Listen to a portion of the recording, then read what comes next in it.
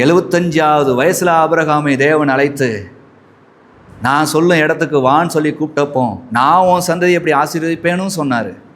நம்பிக்கையோடு வந்தவருக்கு அந்த நம்பிக்கை மட்டும்தான் இருந்துச்சா? சாராள் அம்மாவுக்கு இனி கர்த்தர் தான் நமக்கு சந்ததியை தருவாங்கன்னு இருந்துச்சா? இல்லையே. கிட்டத்தட்ட ஒரு 10 வருஷம் கழித்து அவர்கள் மீண்டும் தங்களுடைய சிந்தையில் ஒரு திட்டம் போட்டது உண்டே. ஆபிரகாம் மிகப்பெரிய விசுவாசத்தின் தந்தை, அவரை குறை சொல்வதற்கு என்னிடத்தில் ஒன்றும் இல்லை.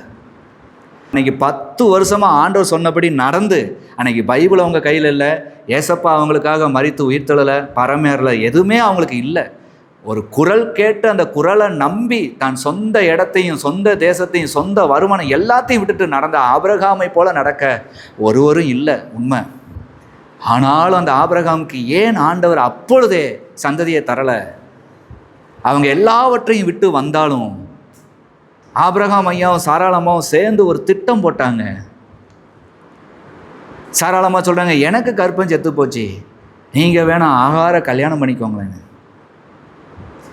ஆண்டவருக்கு தெரியும் உங்களுடைய எண்ணங்கள் எல்லாமே நிர்மூலமாகணும், இனிமேல் ஒன்றுமே இல்லை, ஆண்டவரேன்னு வரணும்.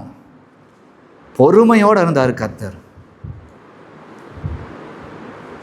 சரி, பிள்ளையை கொடுத்தார்ல, அதுக்கடுத்தாவதும் ஆண்டவர் இறங்கியிருக்க வேண்டியானா? இல்லை, அதுக்கடுத்தும் பொறுமையோடு இருந்தார். ஏன்? இதனால் மிகப்பெரிய பிரச்சனை உருவாக போகுது. பிரச்சனை வந்தது. எந்த சாரால் இப்படி இருங்கன்னு சொன்னாலும் அதே சாரால் இவங்க எனக்கு இருக்கக்கூடாதுன்னு சண்டை போட்டான். ஆபிரகாமுடைய பலனும் சாராளுடைய பலனும் அவங்களுடைய சிந்தையும் முற்றும் முடிய அற்று போகிற வரைக்கும் தேவன் தம்முடைய திட்டத்தை அங்கே தொடங்கவே இல்லை. ஆனால் ஆயத்தம் பண்ணி தான் வச்சிருந்தார். அதான் முழுமையான அந்த மாம்சத்தின் சிந்தை ஒளியப்படணும். ஆண்டவர் காத்து கொண்டிருந்தார். முற்றுமுடிய அந்த சிந்தை ஒளிந்தது. எல்லாவற்றையும் அகற்றுனாங்க. இனி ஒன்றுமே இல்லை, நமக்கும் வாழ்க்கை இல்லை. ஒருவேளை வேலைக்காரனை தேவன் பலப்படுத்தி அவனை நம்முடைய சந்ததியாக தந்தால் அதை ஏற்றுக்கொள்வோன்னு தான் விருப்பத்தின்படி வேண்ட போன வேண்டுதலும் நிற்கணும்னு ஆண்டவர் ஆசைப்பட்டாரு. அந்த வேண்டுதலும் இல்லைன்ட்டாரு. எல்லாம் முற்றுமுடிய தடையாய் போச்சு. முடிந்ததென்று நினைச்ச போது இனிமே என் சிந்தை, என் செயல், என் மனைவியுடைய செயல், நாங்கள் 2 பேரும் போட்டுக்கிற திட்டம், நாங்கள் இந்த வேலைக்காரங்களை நடத்தியும் போட்ட திட்டம் எல்லாத்தையும் முடிச்சிட்டோம்ப்பா, இனி என்ன செய்ய போறீங்கன்னு எனக்கு தெரியலை. ஆனாலும் நீங்கள் வாக்குத்தத்தம் பண்ணியிருக்கீங்க, அதை மாத்திரம் நம்பி நடக்கிறோங்கும் போது வார்த்தை உருவானது, ஈசாக்கை கொடுத்தது. கர்த்தர் தம்முடைய வாக்குத்தத்தம் பண்ணதில் உண்மை உள்ளவருங்க.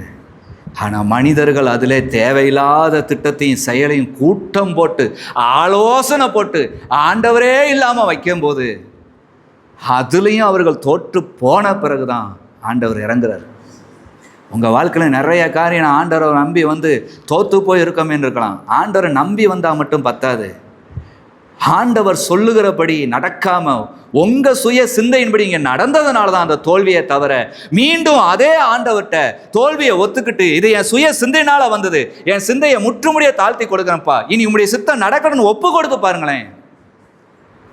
அவர் சித்தம் மீண்டும் உங்களுடைய வாழ்க்கையில் நடக்க வச்சு ஜெயிக்க வைப்பார். அதுதான் ஆபிரகாமுடைய வாழ்க்கையில் நடந்தது. முழு சிந்தை, முழு ஆத்துமா, முழு பலன் எல்லாம் ஆண்டவர் ஓடு போன பிறகுதான் ஆண்டவர் ஈசாக்கை தந்தார்.